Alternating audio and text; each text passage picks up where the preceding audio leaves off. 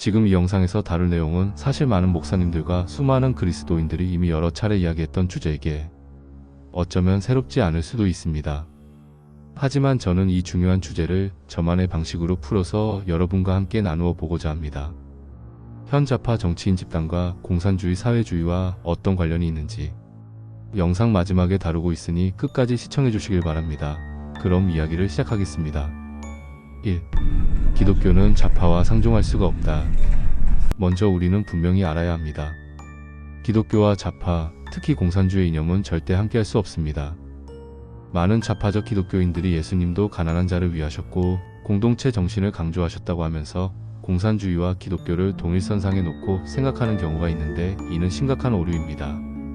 먼저 공산주의의 기원을 봅시다. 공산주의의 창시자 칼 마르크스는 철저한 무신론자였습니다. 그는 종교를 민중의 아편이라 부르며 철저히 경멸했고 기독교를 사회에서 말살해야 할 대상으로 간주했습니다.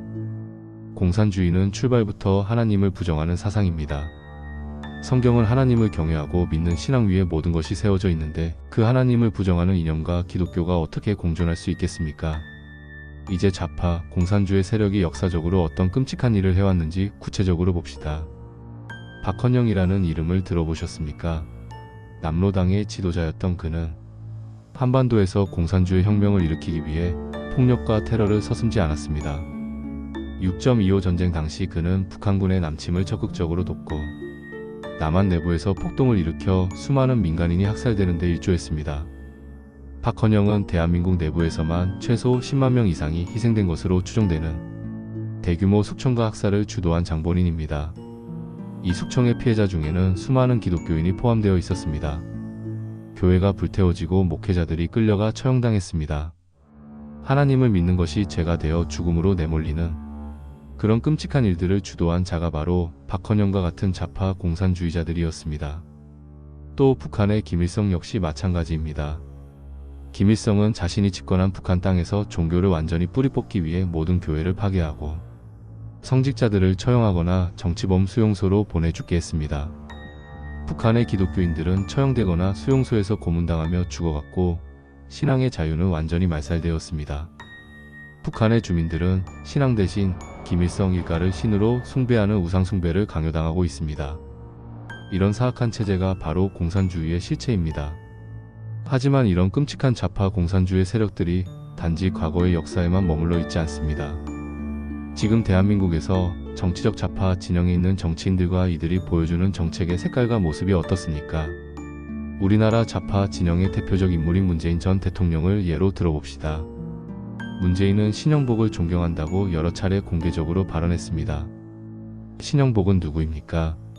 그는 대한민국 정부 전복을 목표로 활동했던 통일혁명당 사건으로 유죄 판결을 받은 공산주의자였습니다. 이런 인물을 존경한다고 공개적으로 이야기하는 사람의 사상적 배경이 과연 자유민주주의에 뿌리를 둔 것일까요?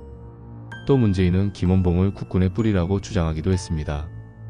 김원봉은 해방 후 북한으로 넘어가 북한 정권 수립에 깊이 관여한 인물입니다. 6.25 전쟁 당시 북한군의 고위직에 올라 대한민국을 공격하는 일에 가담했습니다. 이런 사람을 국군의 뿌리라고 말하는 발언 자체가 대한민국의 건국정신과 자유민주주의를 심각하게 훼손하는 것입니다. 이재명 민주당 대표는 성남시장 시절 만 24세 청년들에게 연 100만 원을 지급하는 정책을 시행한 적이 있습니다. 이런 식의 현금 지원 정책은 개인의 자립심과 자립의지를 저하시킬 수 있으며 국가 의존성을 높이는 포퓰리즘 정책이라는 비판이 제기되었습니다. 하지만 이재명은 이를 두고 1년에 100만 원 준다고 자립심이 떨어지는 것이냐며 오히려 비판했습니다. 문제는 당장의 100만 원 지급 여부가 아니라 이런 현금 지급이 지속적으로 확대될 수 있고 개인이 스스로의 능력과 노력으로 성공할 수 있다는 근본적 가치를 훼손할 가능성이 있다는 것입니다. 실제로 이재명은 이후 모든 국민에게 월 25만 원 기본소득 지급을 주장했습니다. 지속적인 현금 지급 정책은 결국 국민의 자립심과 성실한 삶의 의지를 약화시키며 국가의 통제와 의존성을 강화시키는 공산주의적 경제구조와 유사한 형태로 발전할 위험성이 큽니다. 게다가 이재명은 재벌 해체까지 주장한 바 있습니다. 이는 부유한 사람들을 적으로 규정하고 이들의 부를 강제로 박탈하고 나누자는 공산주의의 기본 발상과 매우 흡사합니다. 전 국민에게 무분별하게 현금을 지급하는 정책은 엄청난 세금 낭비를 초래합니다. 예를 들어 이재용 회장의 딸과 같이 부유한 사람들에게도 현금을 지급하는 것이 과연 합리적인 정책이겠습니까? 이런 공산주의적 발상의 포퓰리즘 정책을 기독교인들이 지지한다는 것은 성경의 가르침과 정반대로 가는 것입니다.